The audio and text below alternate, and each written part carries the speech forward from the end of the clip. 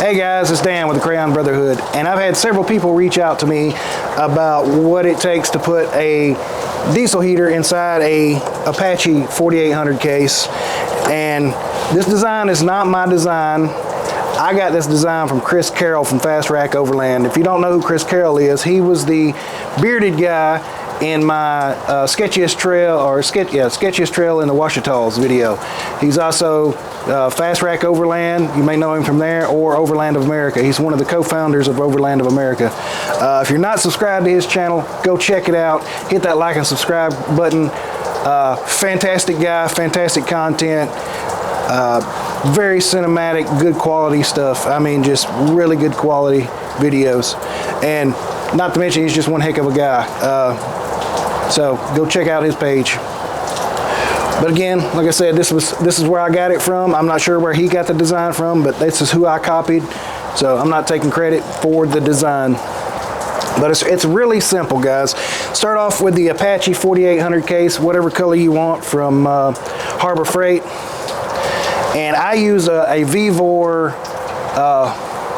just a regular Vevor diesel heater. It come in a metal case, had the tank, everything inside it. I just disassembled it, pulled everything out, and put inside here. For the case itself, you'll need a 3-inch hole saw on each end, and I believe a 2 1/4. I can't remember what the measurements was. Measure your exhaust adapter before you buy your hole saws. You may already have the hole saw. It's a little forgiving. It's a sandwich plate with rubber gaskets on each side, so you don't have to be spot on. And I also put a vent in the bottom of mine so I could shut it while it's running at night. And as you can tell, I'm not running the filter on the intake side. And that's because if you actually look at that filter cartridge, it's not a real filter.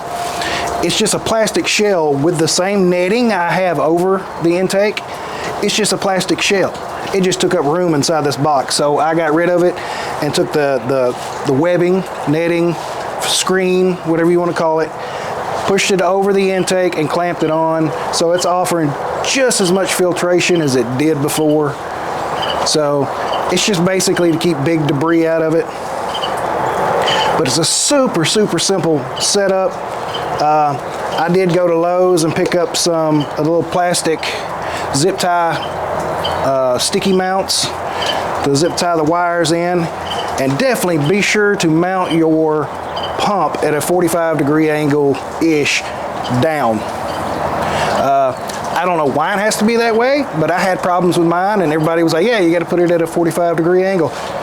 Did it, put it at an angle, worked fine.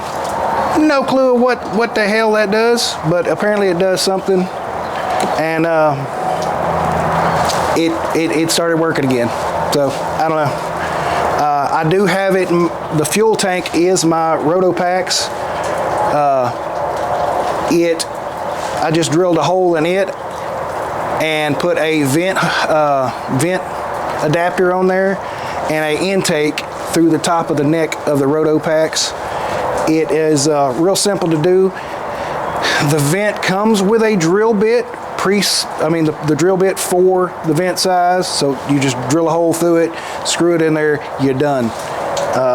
Real simple setup. I'll have the link in the description for everything I used. It's all off of like Amazon, I think, not counting the box and heater in Rotopax.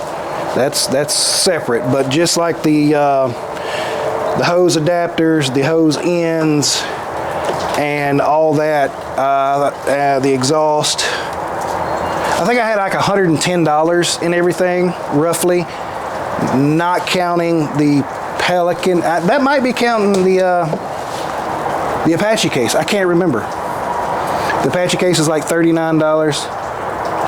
No, I think it was $100 off of Amazon before the Apache case. So I've probably got $150 in this setup, not counting the heater. The heater itself was $120. So, you know, it's not too bad for the convenience, especially for these go for $300, $400, $500 when you can build it yourself. And then you have the knowledge of if it starts messing up of what's going on. That's just my opinion on it. But I used iKamper connects, Kamper sewer connects on the hose. So it's just a twist lock, and I use Kamper sewer covers to cover the intake and exhaust of the heater. Super simple design, guys. And it's always mounted. The summertime, I can take it off, put something else up there, or run nothing at all. I don't have to pack it. I don't have to worry about it. And I don't have to worry about, my biggest problem with the Vevor is I was pouring the diesel in the tank and I would spill some. It would get around the tank, which isn't a big problem, but the odor of it being the tank was where it was at, would pull the odor in through the heater and blow it up in the tent. So your tent smelled like diesel all night long. It wasn't dangerous or anything, but it just stunk. And anytime you spilled the diesel on there, you had that problem. So this just gets away from that. The diesel tank's over there. I can take it off or just take the cap off and fill it up there, no problems. But I'm really happy with it. I'm glad Chris sent me the information on this, and I just want to kind of pay it forward to everybody else out there, and send the information out to y'all. So if you want to do this, it's a viable option. You don't have to. Again, it's just something I wanted, and I really enjoy it. The hose will go inside here and fold up. I'm using a 4-inch hose. I want to say 15 foot or 12 or 15 foot. I can't remember. It's a really long hose, longer than I need. But I've done that because sometimes I run my tent on my trailer, and I wanted to be able to reach from the Jeep to in the tent that way. But it's a fantastic design, really simple, guys. Starting off with what you're going to need is, like I said earlier, the vent on top of the roto packs. You're going to need the pickup tube that goes down in the roto packs. You're going to need these rubber hoses. You're going to need the clamps that come with the hoses, an exhaust.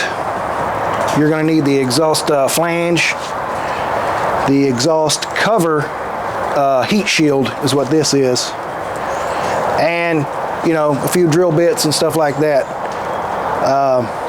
You also need the Kamper covers, Kamper hose covers, the Kamper hose ends that's on here and on each end of the heater. You do have to be careful on drilling your holes here if you want your caps to fit correctly. I got them a little close to the lip, and it was it's a little tight getting these on and off.